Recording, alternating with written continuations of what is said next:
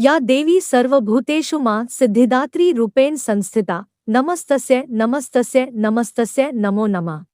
हे मां, सर्वत्र विराजमान और मां सिद्धिदात्री के रूप में प्रसिद्ध अम्बे, आपको बारंबार प्रणाम करता हूँ। हे मां, मुझे अपनी कृपा का पात्र बनाओ। मां दुर्गाजी की 9वीं शक्ति का नाम सिद्धिदात्री है।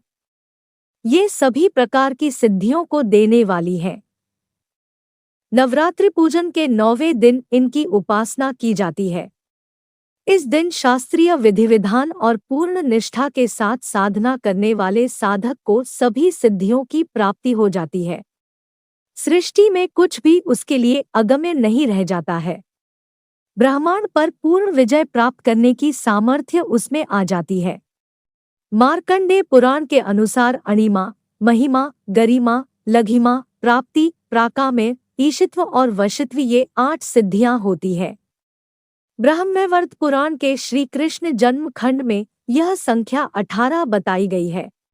इनके नाम इस प्रकार है: 1 अणिमा, 2 लघिमा, 3 प्राप्ति, 4 प्राकाम्य, 5 महिमा, 6 ईशित्व वाशित्व, 7 सर्वकामावसायिता, 8 सर्वज्ञत्व, 9 दूरश्रवण, 10 परकाय प्रवेशन, 11 वाक्सिद्धि, 12 कल्पवृक्षत्व, 13 सृष्टि, 14 संहारकरण सामर्थ्य, 15 अमरत्व, 16 सर्वन्यायकत्व, 17 भावना, 18 सिद्धि।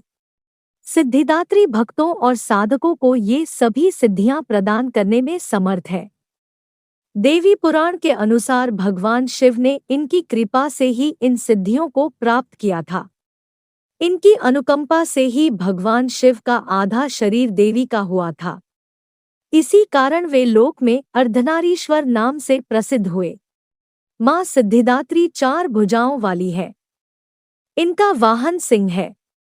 ये कमल पुष्प पर भी आसीन होती है। इनकी दाहिनी तरफ के नीचे वाले हाथ में कमल पुष्प है।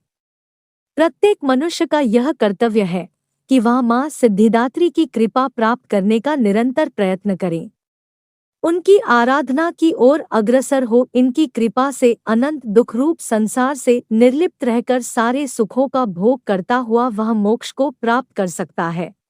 नवदुर्गाओं में मां सिद्धिदात्री अंतिम है।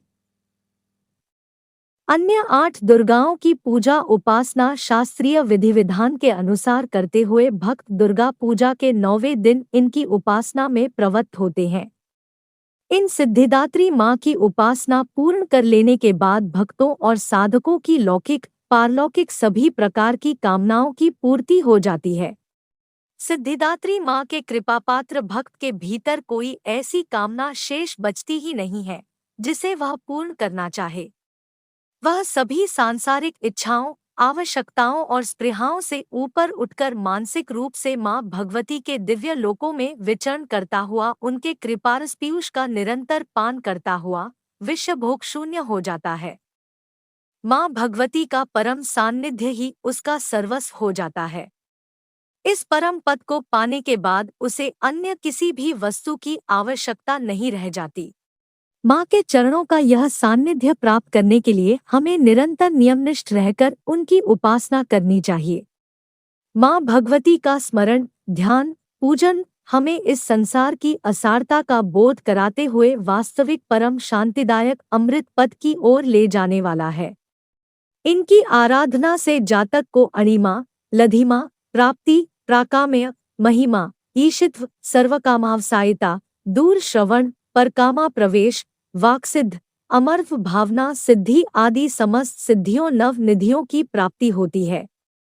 आज के युग में इतना कठिन तप तो कोई नहीं कर सकता, लेकिन अपनी शक्ति अनुसार जब तप पूजा अर्चना कर कुछ तो मां की कृपा का पात्र बनता ही है। प्रत्येक सर्वसाधारण के लिए आराधना योग्य यह श्लोक सरल और स्पष्ट है। मां जगदम्बे की भक्ति पाने के लिए इसे कंठस्थ कर नवरात्रि में 9वीं के दिन इसका जाप करना चाहिए।